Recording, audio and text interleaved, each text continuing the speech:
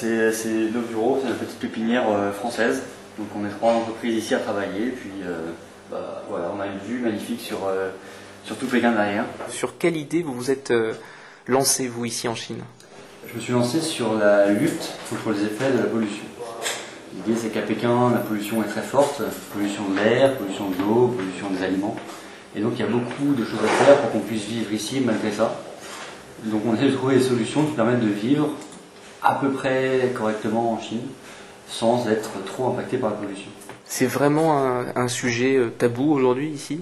Non, c'est pas un sujet tabou du tout. Les Chinois sont très conscients du problème de pollution, mais malgré tout, il y a beaucoup de pollution. Donc aujourd'hui, c'est assez clair, on voit bien dehors, mais en général, on voit à 400 mètres. 400 mètres, c'est souvent la limite de visibilité ici. À Paris, par exemple, le maximum de l'indice 10 atmo, ça correspond à des particules pour une concentration de 125 microgrammes par mètre cube. Ici, à Pékin, quand l'indice de pollution est considéré comme bon, on peut aller jusqu'à 150 microgrammes par mètre cube.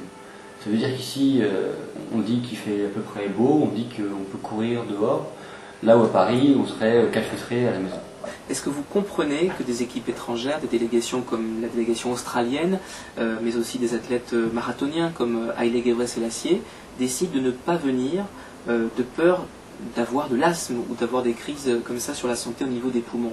I think that is really a pity if they give up the game themselves. I think that they should have confidence that the Beijing Olympic organizers are making sure that the 2 weeks are okay to carry out all the games that should happen in the Olympics. And I think that environmental protection is actually a longer challenge for the government after the Olympics.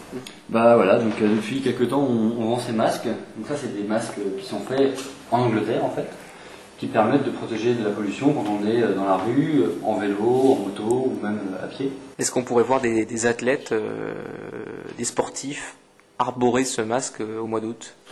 Il est peu probable qu'au mois d'août il y ait des problèmes de pollution. Je pense que les Chinois connaissent bien le problème et veulent absolument que les Jeux Olympiques soient des Jeux Olympiques verts. Donc je pense que pendant les Jeux, il n'y aura aucun problème de qualité d'air. On aura une qualité d'air parfaite.